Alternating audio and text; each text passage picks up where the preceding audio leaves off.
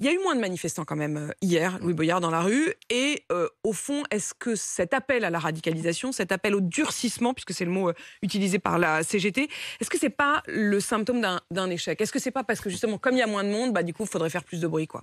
Moins de monde, 2 millions de personnes, c'est pas mal. Ça dépend des chiffres, hein, mais Voilà. globalement, même 2 millions, c'est quand même moins que les chiffres qui avaient été Attendez, revendiqués par la même CGT pour le 31 c'est janvier dernier. déjà beaucoup. Je dis pas que c'est pas beaucoup, J'aimerais je bien dis juste connaître que des gens c'est qui puissent moins. s'asseoir à la table et dire on a mis 2 millions de personnes dans Mais la Louis rue. Boyard, vous êtes d'accord, c'est moins. Ah, mais parce qu'ensuite vous avez la mobilisation du samedi et on regardera comment ça se passe le samedi. Et puis ensuite, il faut regarder l'histoire dans le fond, quoi. Est-ce que ça veut dire qu'il y a des gens qui ont été convaincus par Emmanuel Macron et ses députés sur la réforme des retraites? Non, c'est pas vrai. Plus le temps passe, plus vous avez de Français qui sont contre cette réforme des retraites, ce qui pose un sérieux problème démocratique. Et donc, du coup, quand les syndicats disent on va durcir le ton, ils ont raison de dire qu'ils vont durcir le ton. Parce qu'au fond, tout ce qui se passe, c'est l'histoire d'un président de la République qui lutte contre son peuple.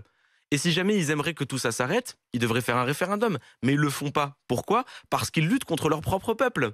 Et donc, oui, il faut durcir. Un Il faut appel, durcir le ton. un appel à un référendum. Alors, Marine Le Pen vous dirait qu'elle a proposé un référendum, mais que vous avez refusé Ah de non, mais le alors, voter. elle est incroyable. Écoutez, dans cette Assemblée nationale, vous avez des députés qui ne veulent pas mêler leur voix au Rassemblement national. Parce qu'il y a une histoire avec ce parti et que vous auriez par exemple à l'époque Simone Veil et Jacques Chirac qui auraient probablement jamais voté avec le Rassemblement national parce qu'il y avait encore un esprit républicain. Si jamais Marine Le Pen propose un texte, il ne gagnera pas. Et elle le savait très bien en déposant la motion référendaire.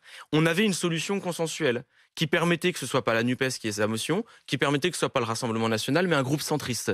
Mais Marine Le Pen a décidé de quand même garder son texte, en sachant très bien qu'il ne passerait pas. Pour une mini-victoire, elle a décidé de retirer un référendum aux Français. C'est bien la preuve que Marine Le Pen est l'idiote utile de la Macronie.